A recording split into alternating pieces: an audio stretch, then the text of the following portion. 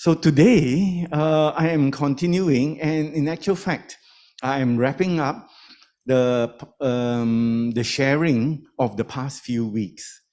In the past few weeks, there have been other learned speakers who have shared, who have talked about this sutta, which is called the Mahanama Sutta. In actual fact, it's called the Atthaka Mahanama Sutta from the Anguttara Nikaya, yeah, 8.25, 25. So it is a very interesting sutta because it is a response, a reply by the Buddha to a question by a layman. Because most of the time, the Buddha, as you appreciate, was surrounded by monks and also nuns. So they were close to him and they were able to approach him almost constantly during the day to ask questions, to clarify the doubts, to get instructions from the Buddha. But in between those times, the Buddha allowed laymen to come to the monastery where he was staying in order to, well, to catch up, on what's been happening, because some of these lay people, the Buddha knew them very well, and they would come and tell the Buddha, oh, I'm doing this, I'm doing that, oh, my health's not so good now, I'm getting older and older. And then the Buddha would encourage them, say, don't worry, you still have energy, turn your mind towards reflection and meditation. But there were some who were very, very inclined towards clearing their mind of doubts, that came constantly, such as this person. I found this picture which kind of reflected the person who asked the question, which is the Sakyan prince called Mahanama. Yeah, and if you have been following the talks of the past few weeks, you would have gained an introduction to him. But as a wrapping up for today, I was thinking that I will revisit. Yeah, I will still, give you some idea of who he was, especially those who did not listen to the talks that have been given.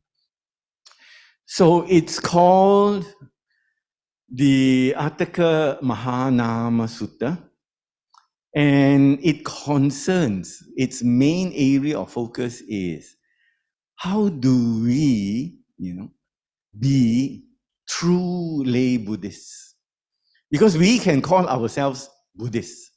Many people call themselves Buddhists even.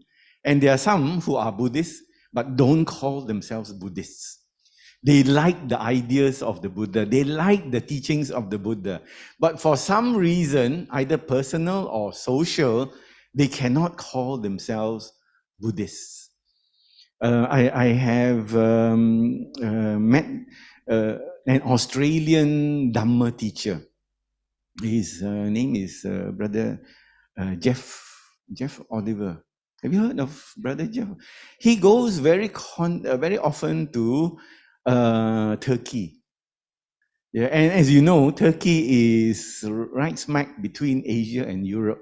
But officially, they are Muslim. They are a Muslim country. But he goes there to teach the Dhamma without actually calling it the Dhamma. And many people are very interested in what he has to teach, what he has to share, and how to practice according to the Buddha's teachings. So they are, followers of the Buddha's teachings, but they will not put there, if they have to sign any government form, I am a Buddhist. They don't do that. So there are many people, and you can be, in a way, encouraged by the fact that all over the media, whether the internet or wherever it is, you can find fake Buddha quotes. Have you come across these fake Buddha quotes? It sounds like the Buddha's teachings. It's indeed got some element of wisdom.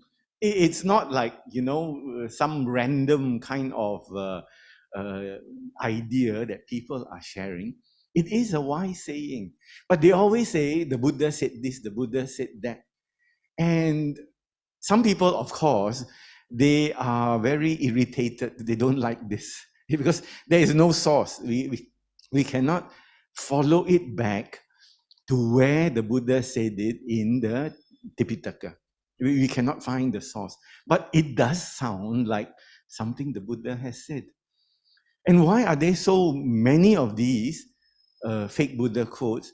I would think that it's because people like to listen or people like to read to these kind of statements. And because it is popular, those people produce more and more and more of it. And people access it. Wherever they are, they want to listen. And then for a very short time, their mind becomes a little bit lighter when they listen or when they read these quotes. But we have to be a little bit more discerning, and not little bit, we have to be very, very much more discerning. Discerning means we have to be more informed so that we can be sure that these are actually from the Buddha, either uttered by the Buddha or uttered by his disciples. So we have to keep our finger on the authenticity, on the trueness, of what we are studying. So I would encourage everyone to constantly read.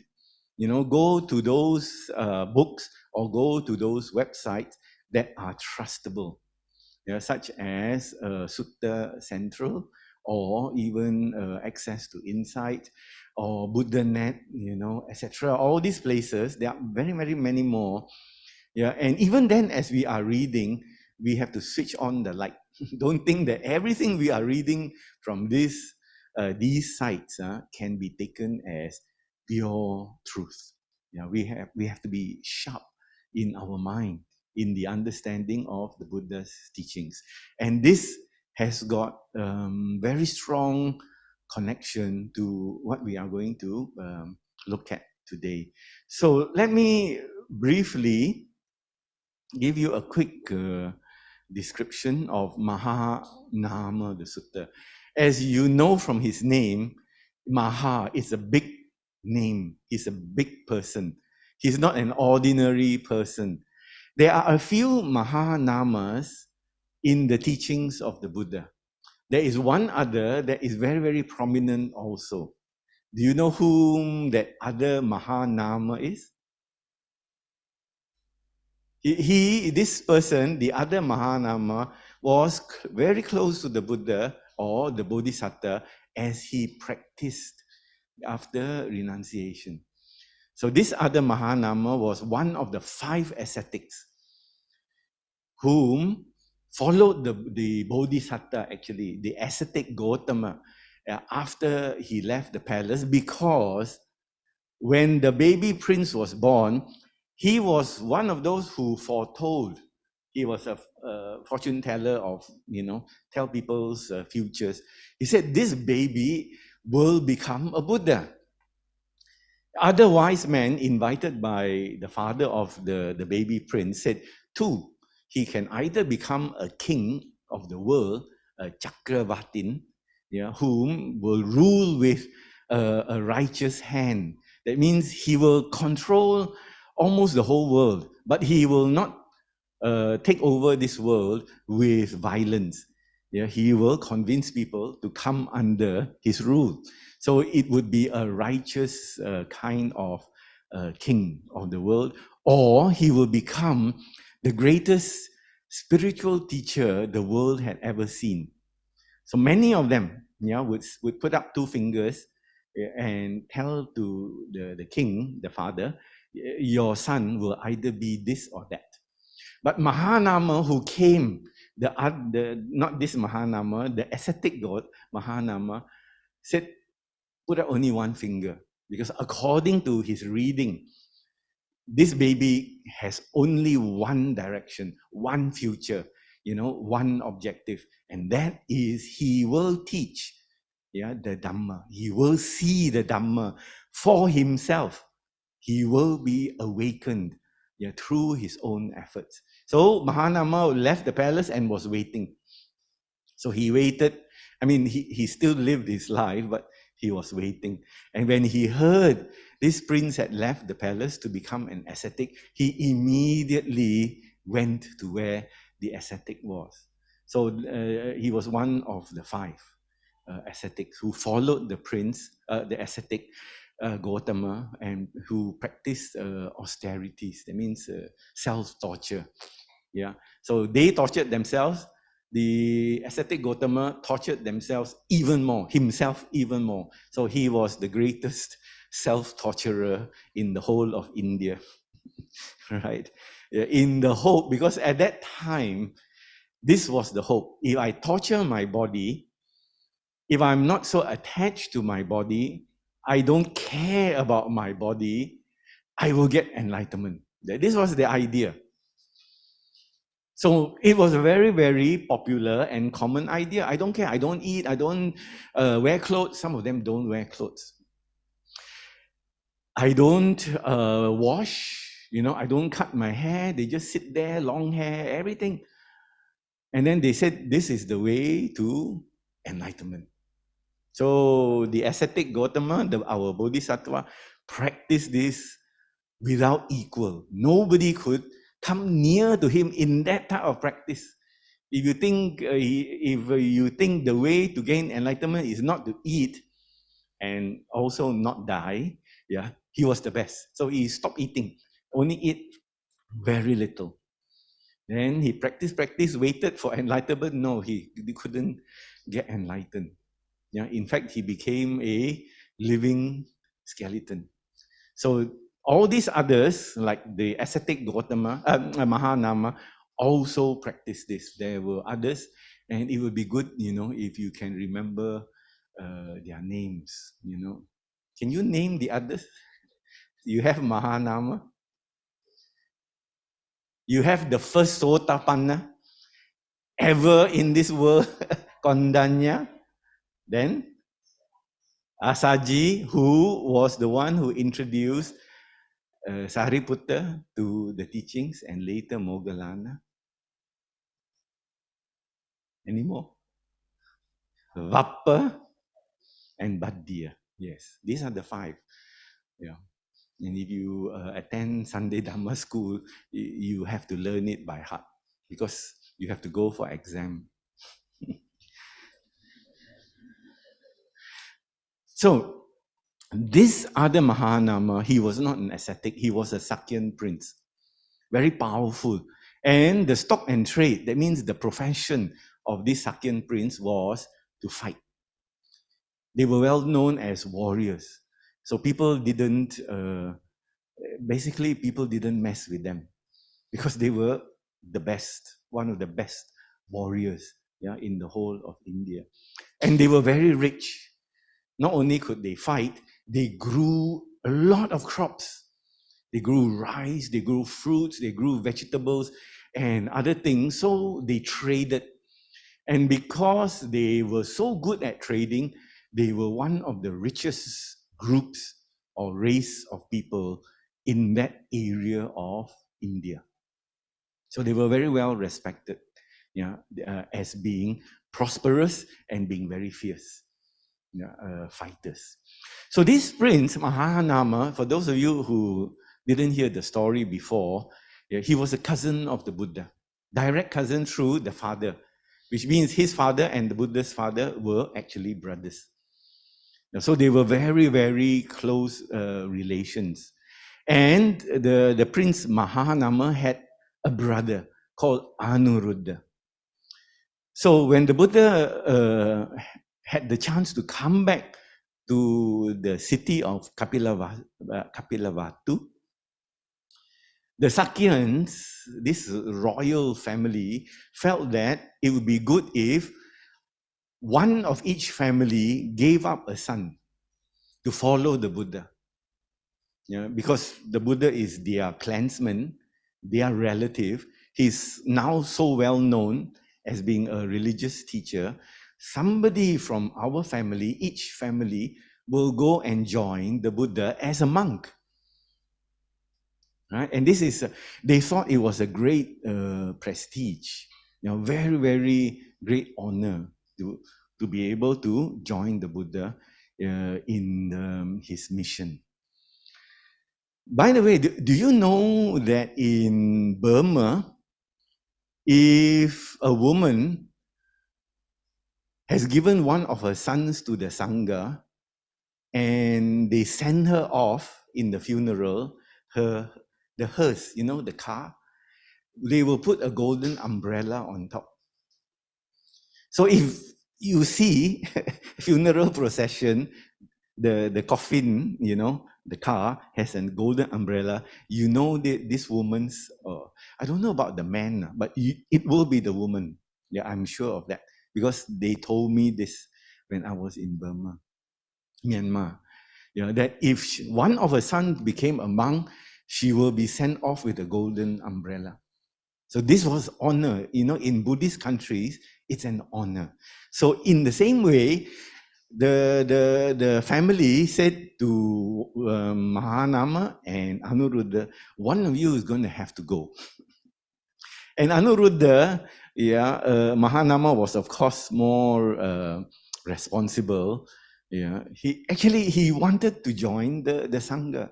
His inclination was towards spiritual life. But Anuruddha was very playful. He enjoyed everything. He enjoyed life. And then so the two brothers had a discussion. Mahanama said, one of us is going to have to go. And I'm thinking of going. And then the Anuruddha said, I think you go, I stay behind. But then Mahanama said, if you stay behind, you will have to take care of the family responsibilities. We've got this, look after that, look after the household, look after the relatives. And then Anuruddha said, I don't want that. I think I become monk better. So between responsibilities and spiritual life, Anuruddha went. And not only did he join the Sangha, he became one of the greatest disciples.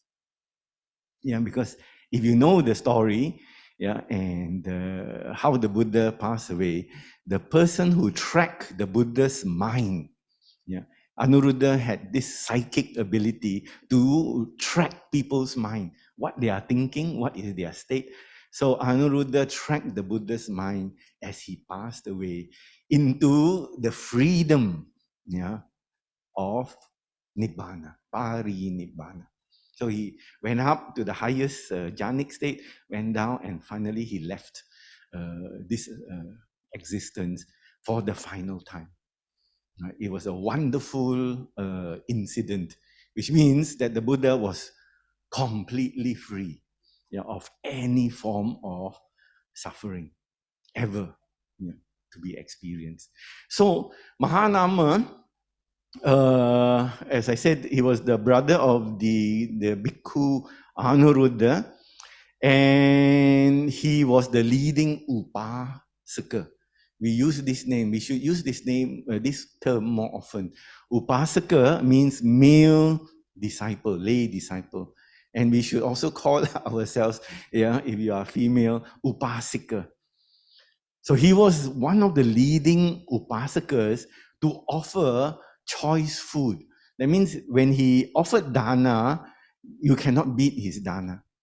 His dana was the best rice, the best curry, the best meat, the best dal. Whatever is the best, this Prince Mahanama would offer it. And he was able to offer dana to the Buddha and his disciples for one whole year. It actually was for 4 months. He requested 4 months. Can I offer the Buddha and the disciples my form of dana, which is very great. And so 4 months he did it.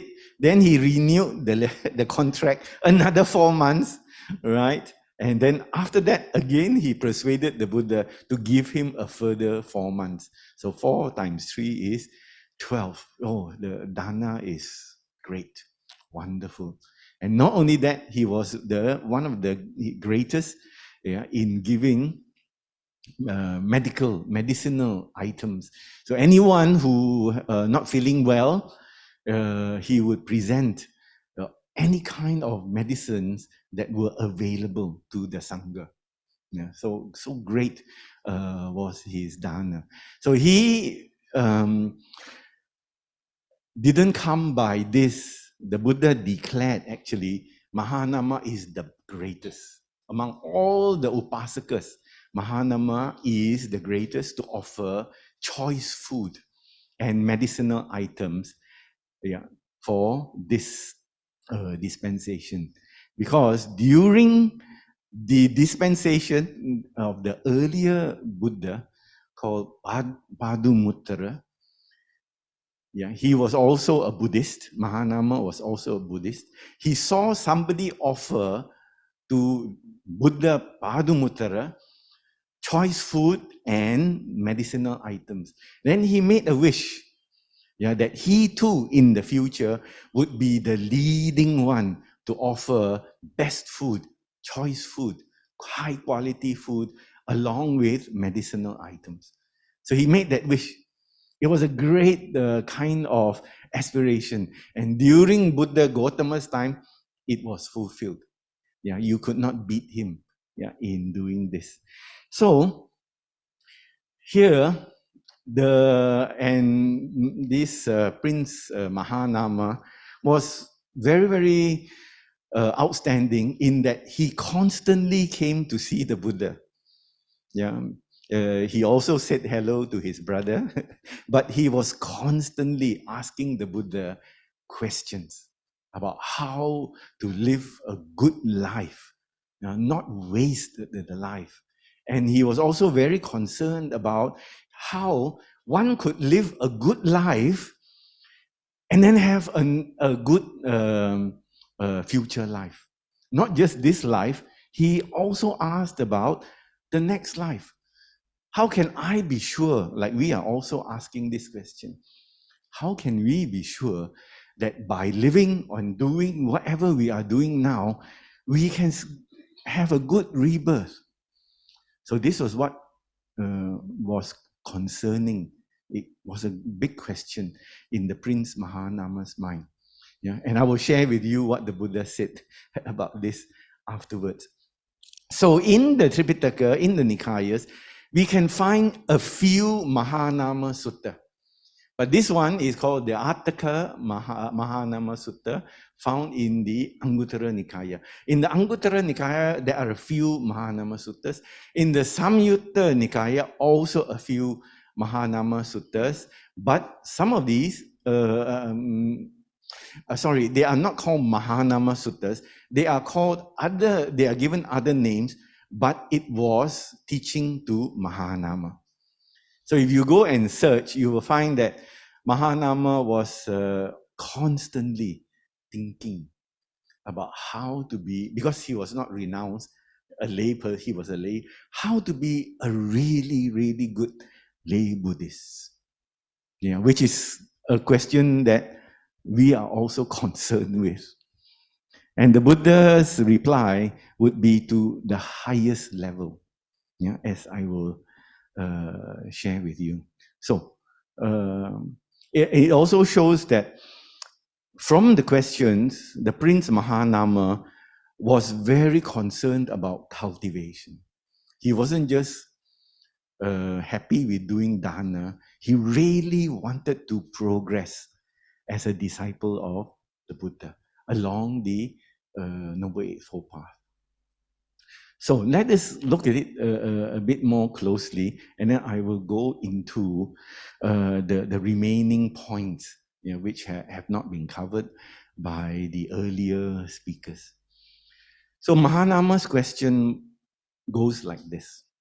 In what way, Bhante, is one a lay follower? So he would ask this, and you can find the same answer, although with slightly different differences in the formation of the answers. He would, as I said, he would ask about being a lay follower, and the Buddha would reply him in this way. When, Mahanama, one has gone for refuge to the Buddha, the Dhamma, and the Sangha, in that way, one is a lay follower. So first question, how can I be a good lay follower? You have to go to the Buddha, Dhamma, and Sangha, yeah, to be a lay follower. And then he would ask, in what way, Bante, is a lay follower virtuous? So, yeah, he would ask other questions about morality and virtue. And here you can see, yeah, that the 5 precepts is not pulled out of the air to teach us. The Buddha actually explained the 5 precepts. Yeah, because the Buddha could see with his abilities what are the negative, the unwholesome effects of breaking the 5 precepts. And he didn't want any of his followers to have to undergo those results. So that's why immediately when Mahanama asked, the Buddha told him 5 precepts. He didn't say 5 precepts. He said, explain one by one in detail, as you can see. And then Mahanama went on to ask, in what way Bante is a lay follower practicing for his own welfare, but not for the welfare of others? This is slide number. I have to, oh, okay. What number is this? I have to invite our brother to come and make a presentation. Right. So this goes on, yeah. And how can a lay follower practice for his own welfare, but not for the welfare of others? So there are 2 sections. If you go see the Mahanama Sutta, there are 2 major sections which I will deliberate upon.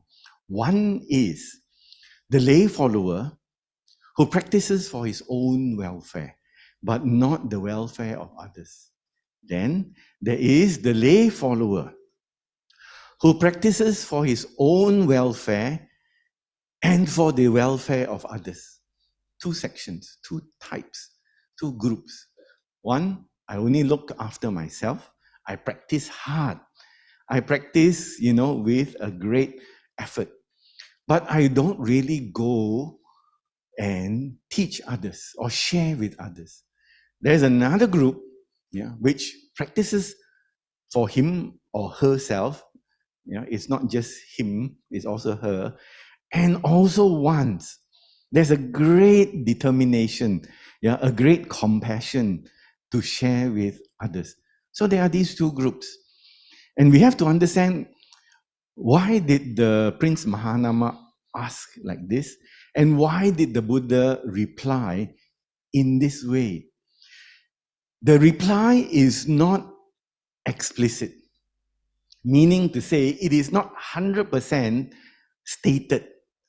But from reading other suttas and from looking at this clearly, we get a sense of what exactly, or what underlying the reply. What was the Buddha actually talking about? There is an undercurrent, which we will be able to see. So for today, the earlier speakers have addressed the 1, 2, 3, 4, 5, and I would be covering 6, 7, and 8. Yeah. So as you can see from the earlier slide, as a lay follower, we take refuge in the Buddha, Dhamma, and Sangha.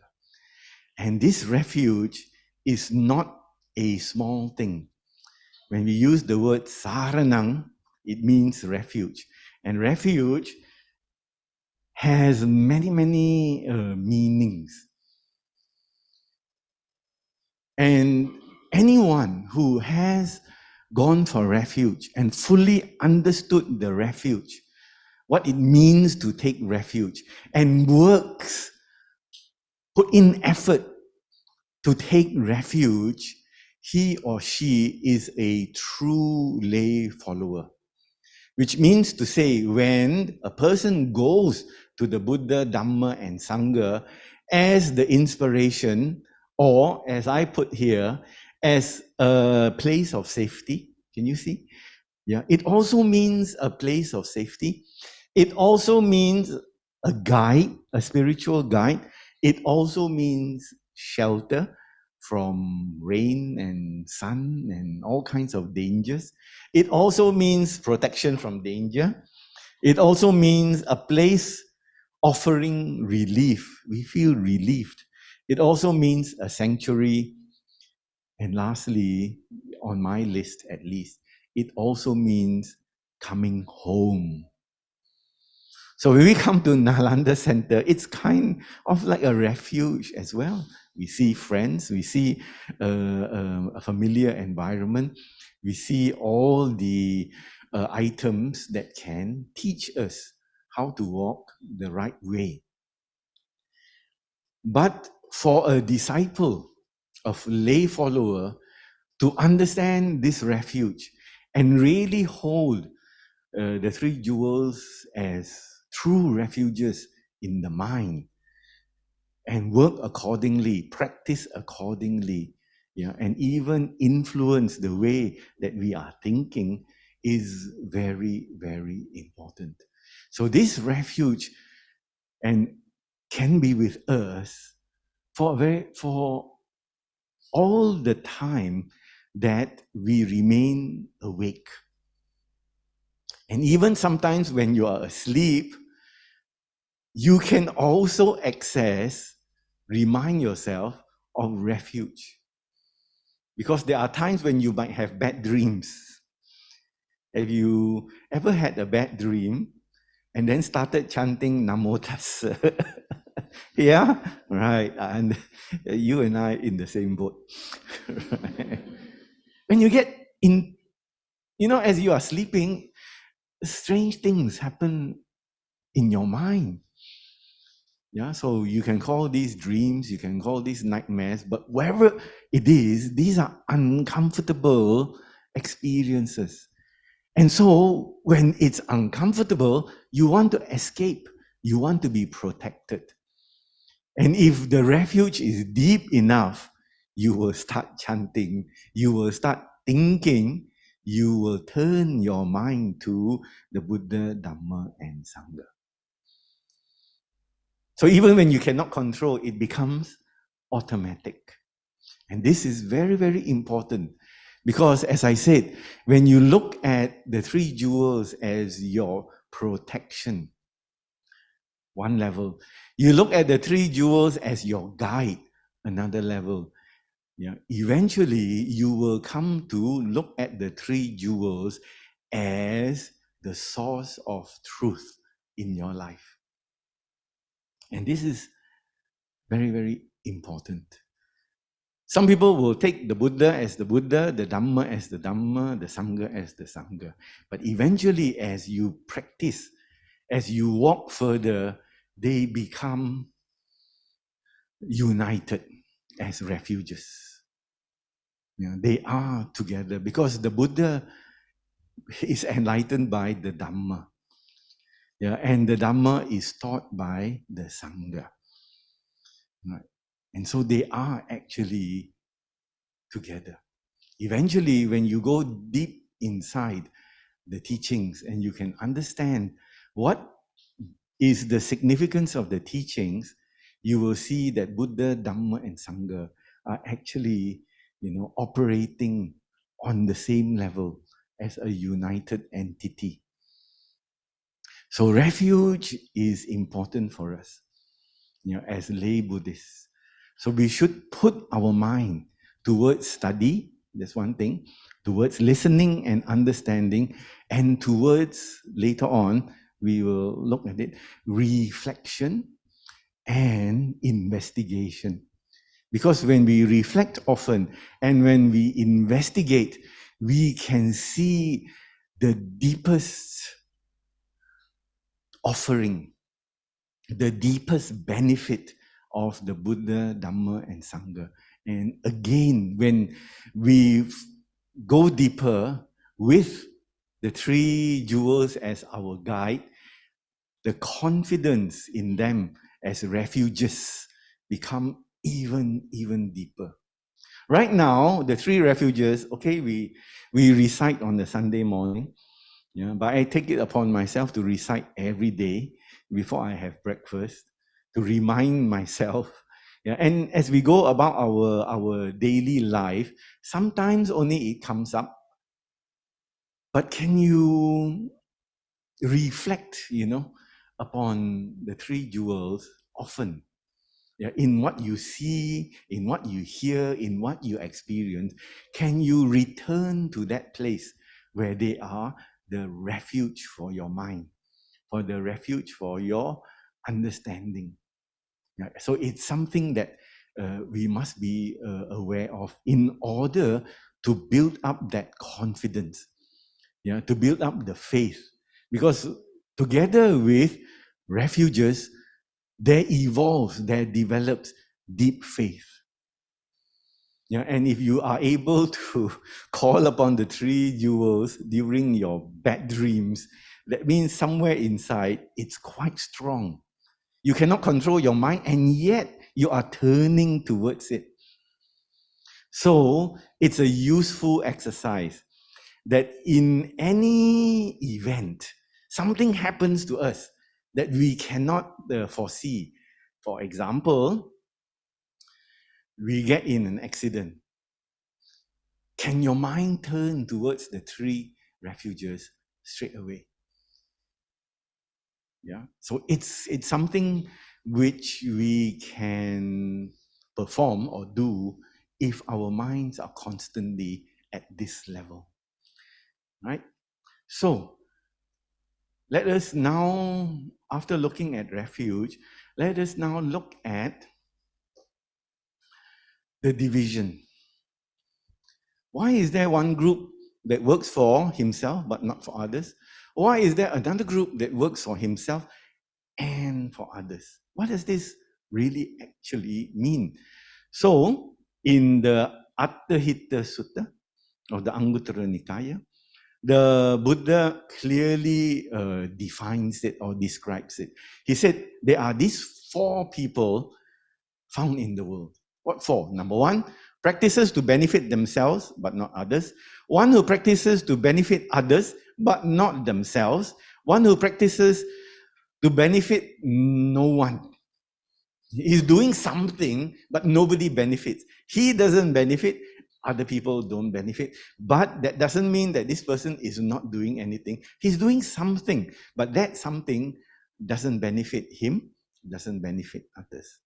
And number four, there is this type of person who practices to benefit themselves and others. So it's not a blur subject. The Buddha defines it. There are people like this. Yeah, although sometimes they might cross the border from one to two to yeah, there are people, yeah, who very often are like this. Then he goes further in this value the Dvareya Sutta, yeah, in the Samyutta Nikaya, right? The Buddha describes this person, yeah, a lay person as well as a renounced person.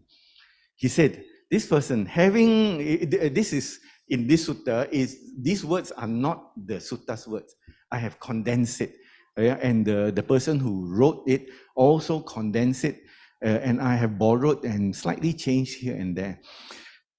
So the meaning of this sutta, if you go and find it, you cannot find these 4 lines. But the meaning is there. If you really read it, you will see it in this way. Number 1, having reflected thus on the beautiful teachings, he will refrain from breaking the precepts. The 5 that we talked about, yeah, he will not break it. Because why? He has reflected. And having reflected, he understands the dangers. So he must reflect. And then what he does is he tells others as well. So the Buddha defined this sort of person. He reflects, he understands, then he practices for himself. Then he tells other people, brother, sister, you cannot do these things because like that, like that, like that, like that. So it is not just keeping it for himself, he also shares the teachings with others. And lastly, he speaks in praise of those who follow the teachings. Yeah, so these are defined by the Buddha. It's a clear teaching, yeah, from the Buddha himself. Oh, okay. So I think it's time for Dhammapada. So I will stop here for a minute to allow brother to do his wonderful presentation, and then we continue again.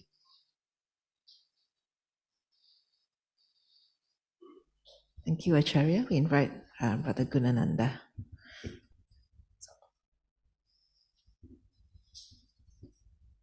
Yeah, today I would like to share the story of the Dhammapada, verse 82.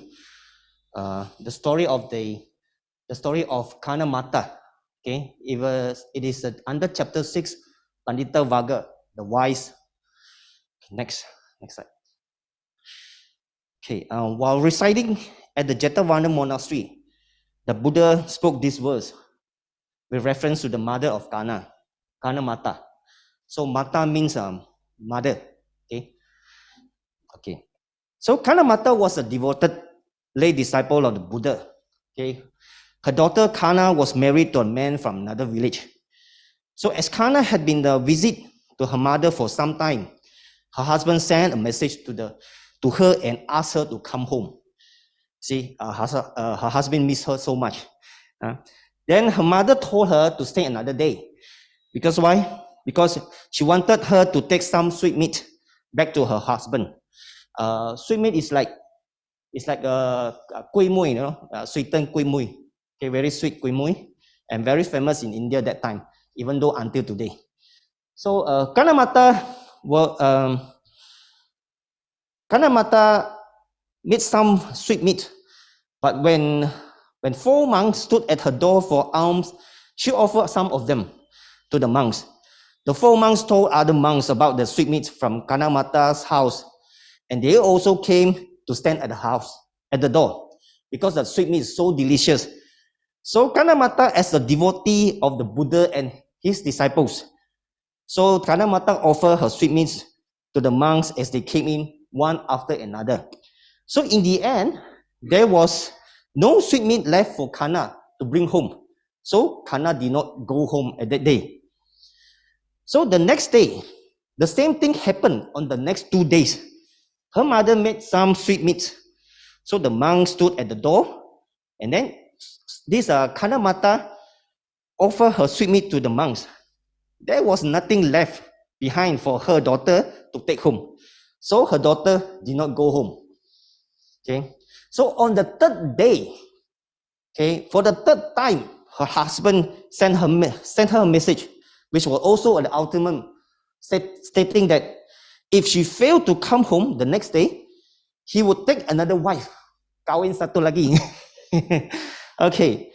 And but on the next day, Kana was unable to go home because her mother, as a very devoted Buddha lay disciples, offered all her sweetmeats to the monks. And Kana's husband then took another wife because she unable to go home. So Kana was very upset, and she feel very bitter towards the monks, and she used to abuse all the monks who came to the house for the alms round. So the monks kept away from the house of Kanamata. So next slide. So Buddha started to scanning the world, see what happened around the world by using 10G, not 5G. Very advanced. So the Buddha heard about Kana and went to the house of Kanamata. So there, Kanamata offered Buddha some rice gruel. Rice gruel, something like porridge, rice porridge. So after the meal, the Buddha sent for Kana and asked her. So Buddha very soft-spoken. Did my monks take what was given them or what was not given them? So Kana replied, the monks had taken only what was given them, and then added, they were not in the wrong. They were not in the wrong. Only I was in the wrong. Thus, she owned up her fault, and she also paid homage to the Buddha. Later, Buddha gave a discourse. So at the end of the discourse, Kana attained Sotapatti fruitions, which make rich in her next existence. Sotapanna, okay? So then, Buddha uttered this verse to his disciple.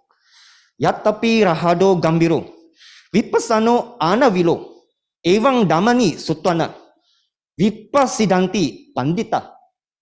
Next. So the exceedingly deep oceans are tranquil, calm, and are not agitated.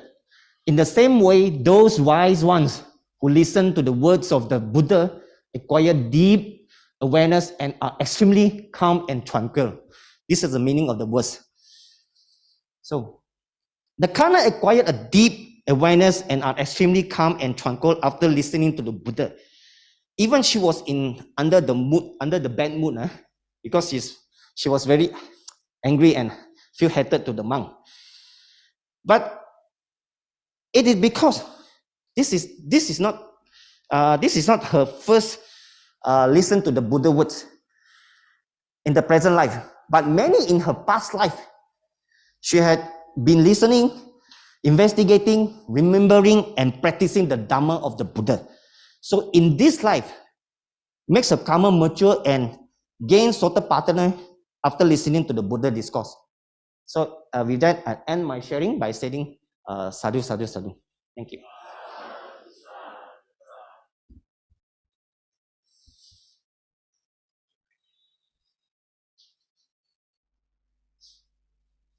Thank you, brother.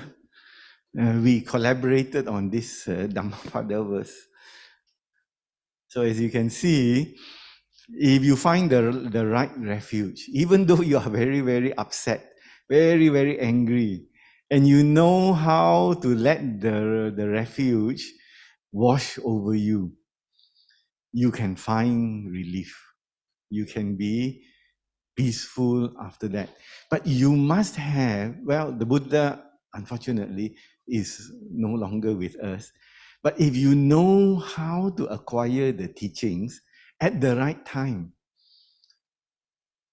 and so in times of trouble, in times of disturbance or mental unrest, how can you let the teachings come inside you and let it wash over you and so push out all the negative energies or influences from your life?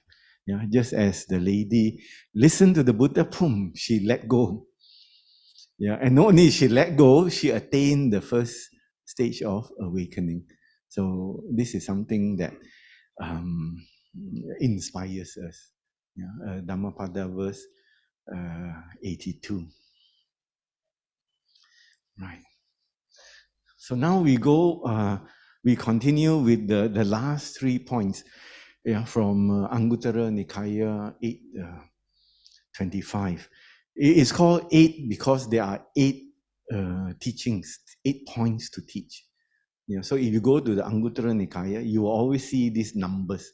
So if there's number 1 means Buddha only taught 1 point, but 2 there are 2 points. So 8 there are 8 points, and this is Sutta number 25. Somewhere there's a lot of suttas under the same category.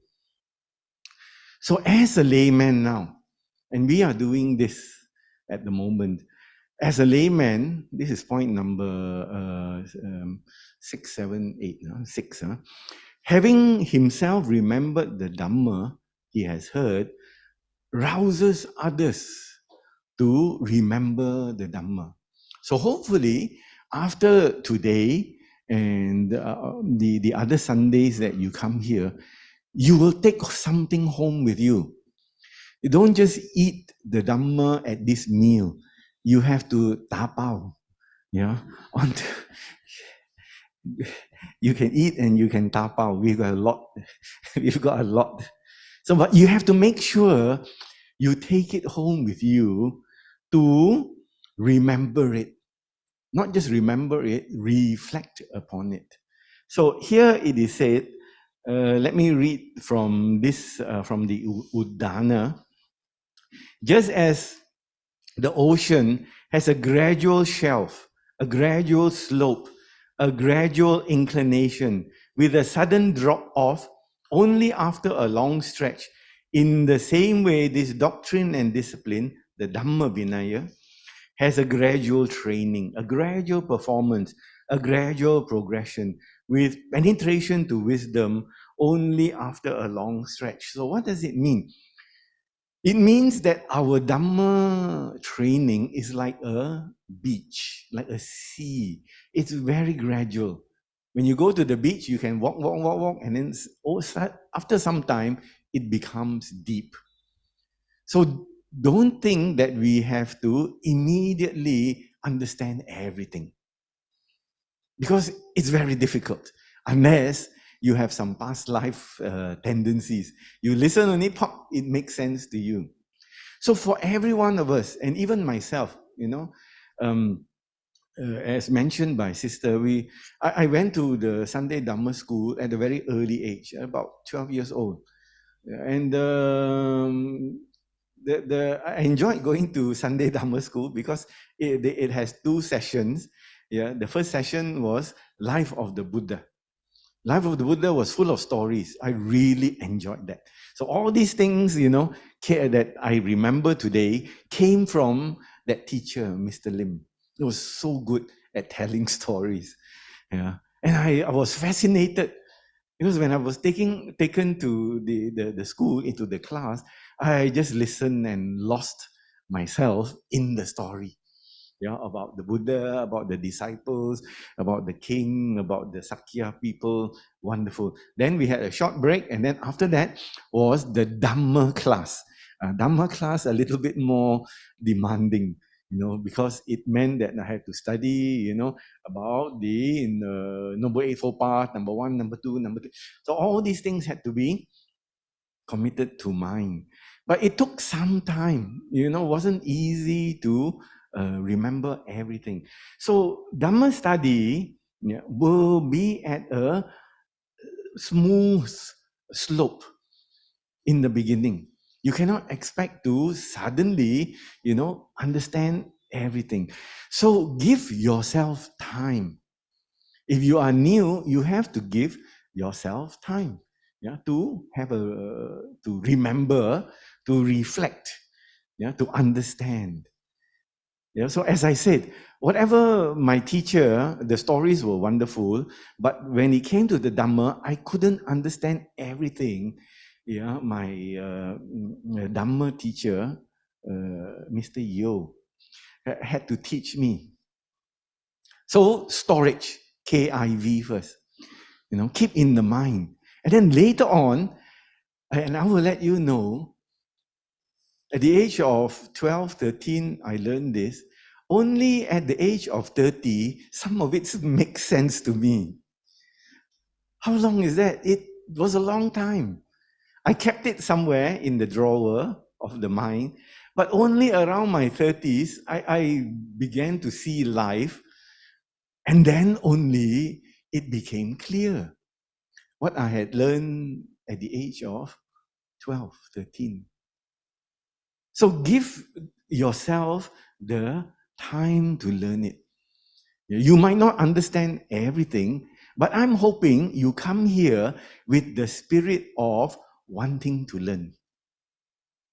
Because there will be things that you cannot grasp, cannot understand straight away. But KIV, put in the drawer of your mind. Until such time, something will happen. And then these things starts to relate to each other. So I sometimes say to people who listen, Learning the Dhamma is like a child doing the join the dots. Have you ever, or have you when you were young, given the picture where you join the dots, dot, elephant. It's an elephant because they don't tell you what it is. They just put all the dots here. Maybe number 1, number 2, then you join. Suddenly see giraffe. Suddenly see coconut tree because join. So learning the Dhamma is like that. You join. Beginning, it doesn't have any shape. But when you start to get near the end, it starts to form a shape. Yeah, and then when you put the final line to the final dot, now I can see what it is. Yeah, it is a coconut tree, or a giraffe or zebra. This is the way the Dhamma will open up to you if you keep with it. If you let go, then we cannot say. If you find something else, there's not much we can do about it. But if you can keep with it, eventually it will become clear. Yeah, you will be able to understand it, especially when you become more mature. Yeah, the Buddha's teachings are for those people who can think, who can see, who can analyze, who can reflect. And then the Buddha gave us this term called Yoniso Manasikara. That means to think deeply, reflect deeply, look at what has been taught. It is a kind of a reflection, but it is a wise reflection. To be able to see the Buddha taught this, it's good for this kind of situation. Such as the 5 precepts. Why did the Buddha teach this as the 5 precepts? So one time I was telling one of my friends, when I go to the temple, the monks teach 5 precepts. Number 1, don't do this. And then he said, the monks teach you this, so that you will keep on coming back to support them. You feel as you must support them, by not doing this. So his interpretation was way off. We look at it as advice to really stay at the stages of have birth as a human being, because these are the minimum for human life. Those who break this, they have missed, or they have given up their status to be born as human beings. So therefore, this reflection, meaning to say, after you come here on a Sunday, what is your takeaway? What did you take home with you? Do you ever think about it on the Monday, Tuesday, Wednesday, Thursday, Friday, Saturday? Then Sunday, come back for more food. So it's good to have this Yoniso Manasikara. Then does the good lay Buddhist do? After having reflected upon it, he will share with others, or she will share with others.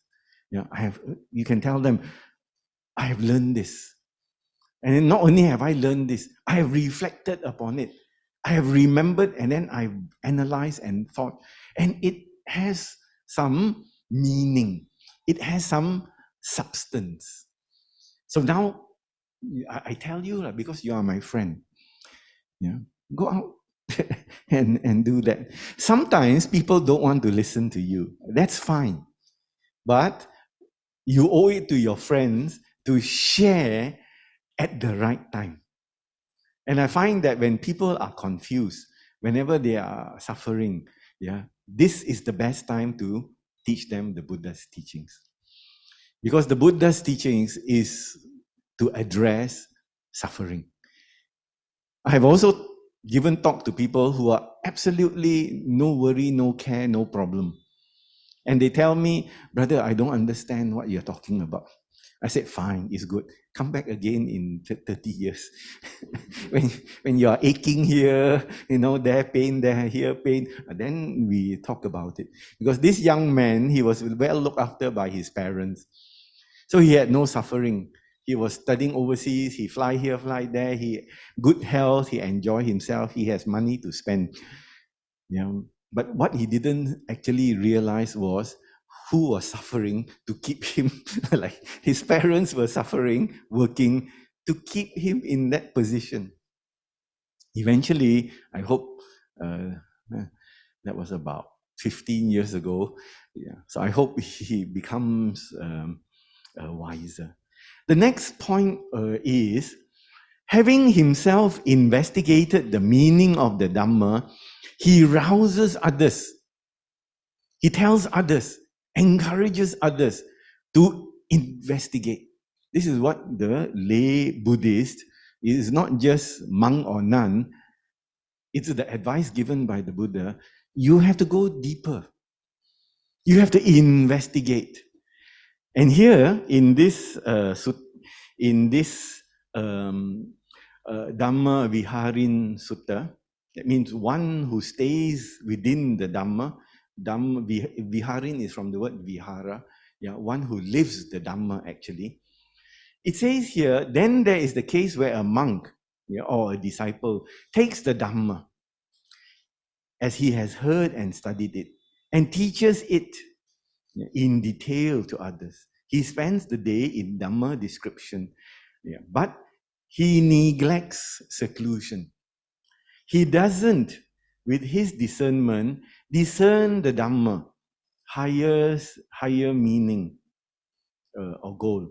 This is called a monk keen on description, not one dwelling in the Dhamma. So the main concern, it's a very subtle teaching.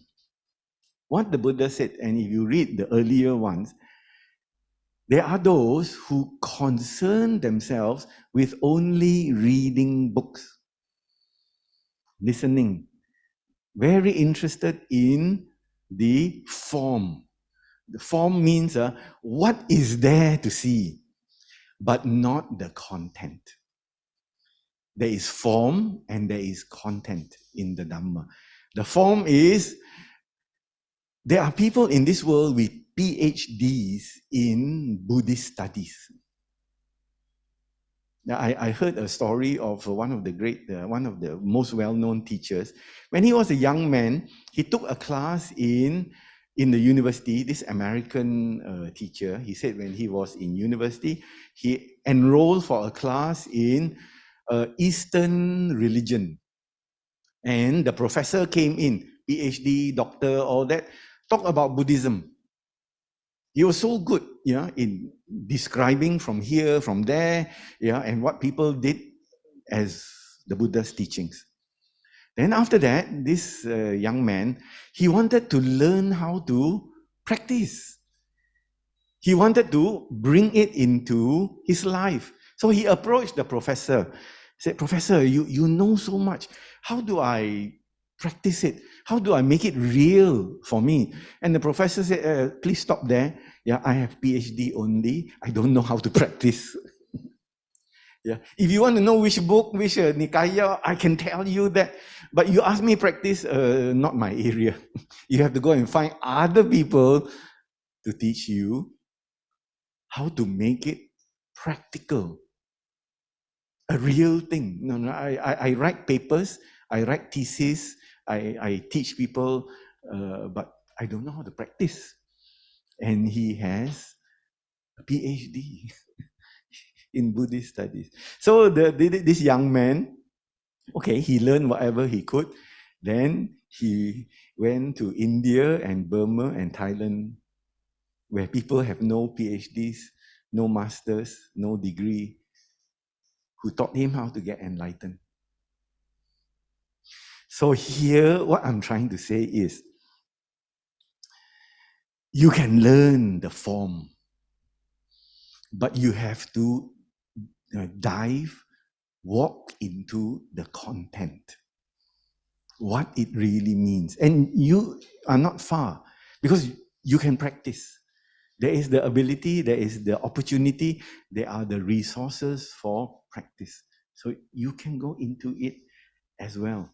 So that's why this sutta is called living in the Dhamma Sutta. Yeah, Vihara means place to live.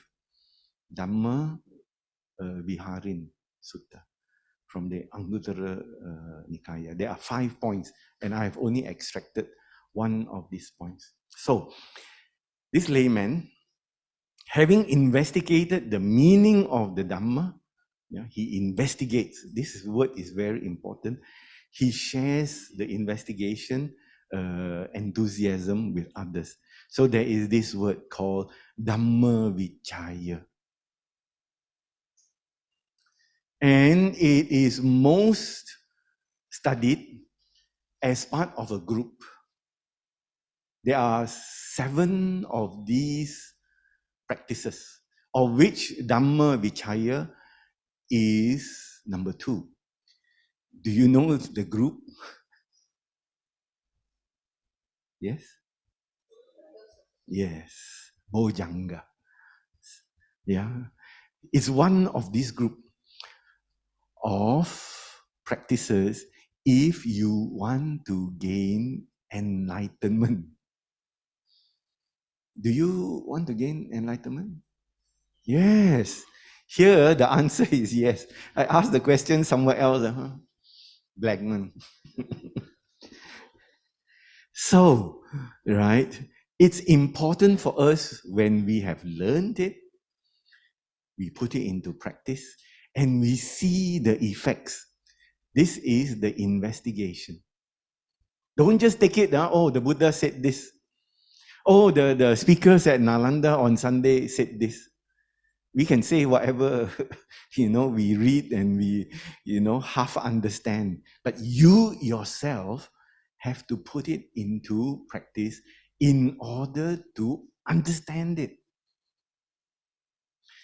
There are many levels of this understanding.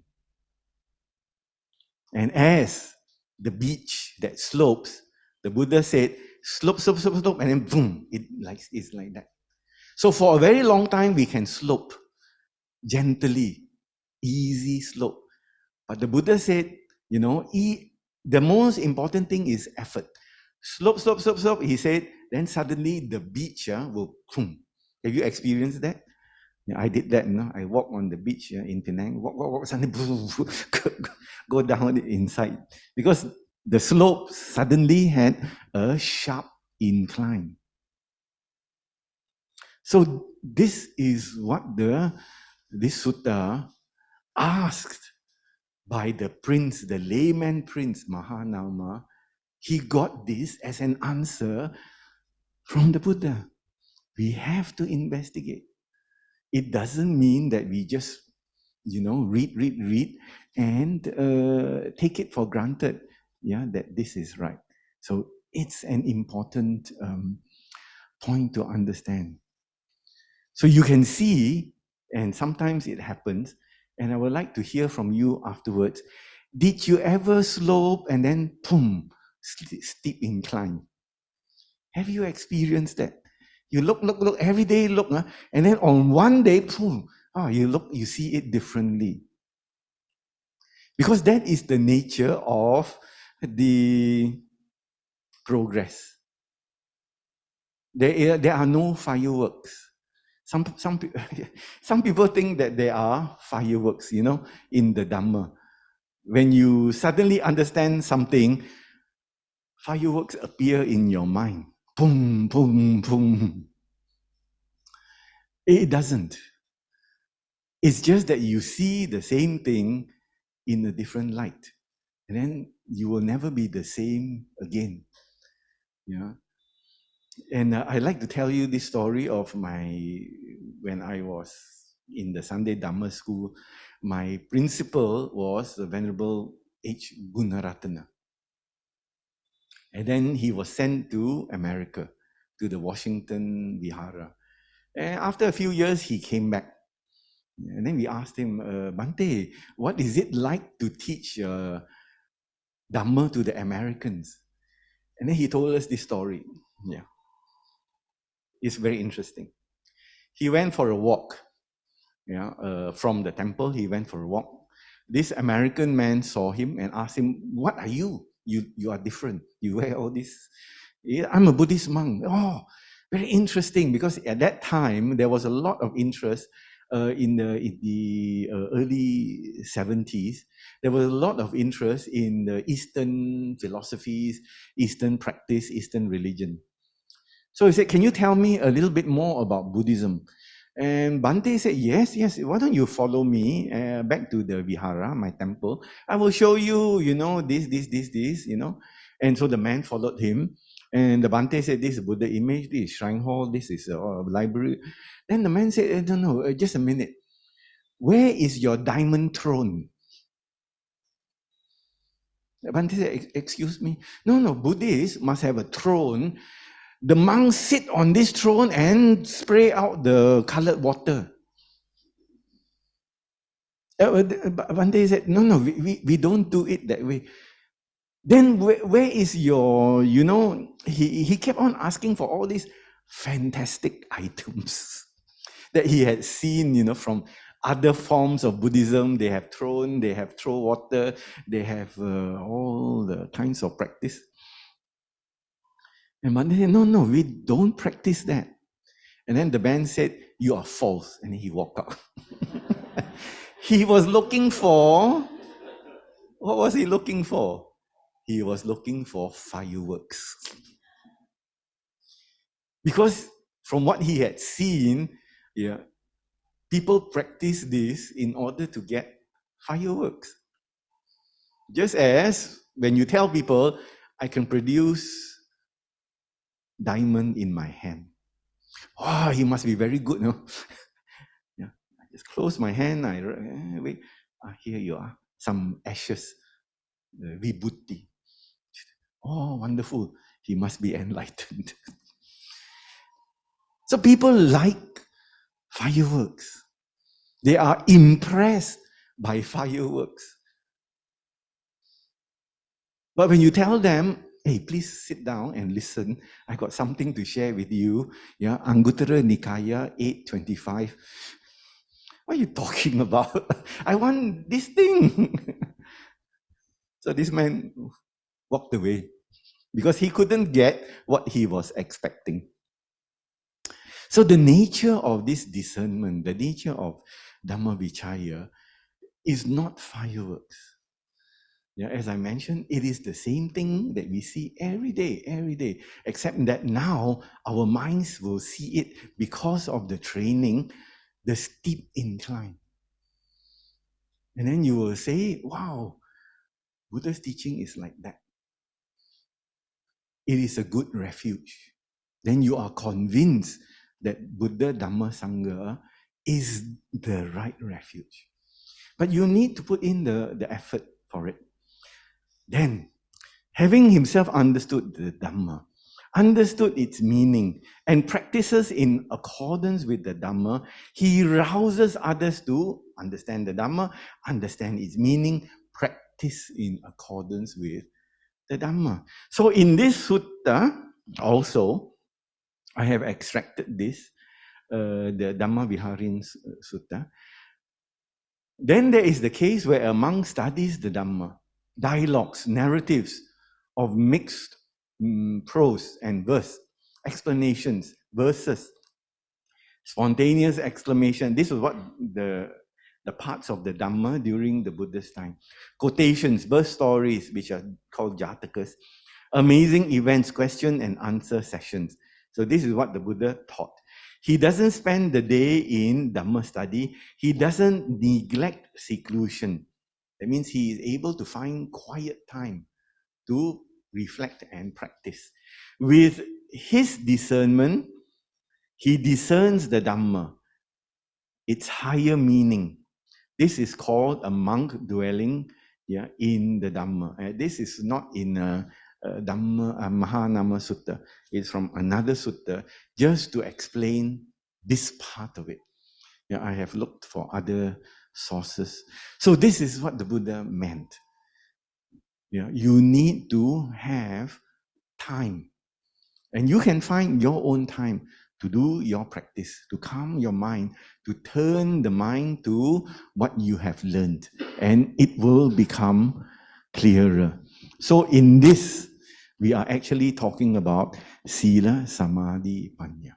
We are actually talking about walking the Noble Eightfold Path. And the Noble Eightfold Path is an interwoven whole. It is not somebody put 8, you can put 9. How about 10? No, the 8 is the 8. It is by itself a working process. From 1 to 8, it is integrated. It cannot have 6, it cannot have 5, it must only have 8 in order to work. That's why the Buddha taught it in this way. Yeah, Sila, Samadhi, Panya.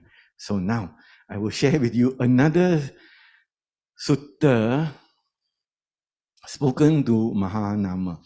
And this is when Mahanama was afraid. He approached the Buddha and then he said, yeah, Bhante, you know, I'm not enlightened. So he was thinking, if I practice, and I learn, and listen, reflect, and all this, when I die, how sure am I'm going to a good place? Do you have that question also? Did you ever think, as a layman, how sure am I that after my death, I will go to a good place? The Buddha gave this reply, yeah, called the Dutiya Mahanama Sutta, the Sutta to Mahanama, yeah, and found in the Samyutta Nikaya, where the Buddha said, don't be afraid, yeah, jangan risau, don't be afraid, Mahanama. Your death will not be a bad one. Your demise will not be a bad one. A noble disciple who possesses 4 things, slants, slopes, and inclines towards Nibbana. And what is it? Again, the Buddha outlined. Here, Mahanama, a noble disciple possesses confirm confidence in the Buddha, in the Dhamma, in the Sangha, and he possesses the virtues dear to the noble ones, unbroken, leading to concentration. That means to say his morality, his sila is impeccable, is unbroken. 5 precepts he will keep to his dying breath. Yeah, even if you put a gun to his head, he will not break the 5 precepts. You know, put gun. Okay, now I want you to tell me a lie. He will not lie to you. So that's why the Buddha explained it in this way. Suppose, Mahanama, you have a tree, and the tree is growing towards the right-hand side. A tree was slanting, sloping, and inclining towards the east. If it was cut down, you take an axe, you chop the bottom, which way will the tree fall? The tree will fall this way, of course. Because why? It's been inclining, the slope, the angle is towards there. Takkan the tree sloping there, when you chop it, it will fall. It cannot be like that. So that's why the Buddha reassures Mahanama. And not only Mahanama, he reassures us who follow the Noble Eightfold Path that it would fall where, how it is slanting, sloping, and inclining. So the question is, what is your inclination? Where do you incline? Where do you slope? Where do you slant? Right? So, which means to say that at any time, if the slanting angle is right, it doesn't matter when we pass away, we will still pom on this side. If a tree is on that hill, straight, not here, not there, you chop it now, you really don't know where it's going to go. It might go here, it might go there, it might go front, you have no idea. So many people are like that. They have no inclination. And even if you encourage them, you pull them, they have no inclination. So therefore, we learn from this, as much as possible, do that which is good, that which is wholesome. And therefore, whenever the thing ends, the story ends, you will fall that side. Surely. Not 100%, but quite sure. The only 100% is a special type of people, which now I will share with you. So here is an assumption. When you do all this, when you work for yourself and you work for others, there is an undercurrent that the Buddha is talking about the Sotapanna. Yeah. When he is accomplished in faith himself and he rouses faith in others. 1, 2, 3, 4, 5, 6, 7, 8. He does this for himself and he does this for others.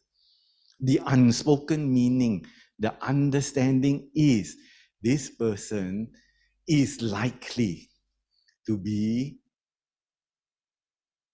the Sotapanna. Person having the first stage of enlightenment. Can a layman do it? In this Dhammapada verse, the Buddha said, there's the Pali, but in the English. Even though he be well attired, wear nice clothes, wear fashionable clothes, quality, jeans maybe, nice dress, nice shirt. Yet if he is poised, peaceful, he has calmed the passions, he has restrained the senses and established in the holy life with no violence in his mind. He is truly a holy man, a renunciate, a monk. 142 in the Dhammapada. So the Buddha didn't say you have to shave your hair and wear the ori. He said you can wear nice clothes. But if you do this, the Buddha considers this person a holy person, a renunciate. Yeah. So with that, I would like to end my today's sharing. So we make the aspiration. Let us aspire to study and practice. Keep on studying and practice the Buddha's teachings in our current state as a true lay Buddhist. Thank you so much.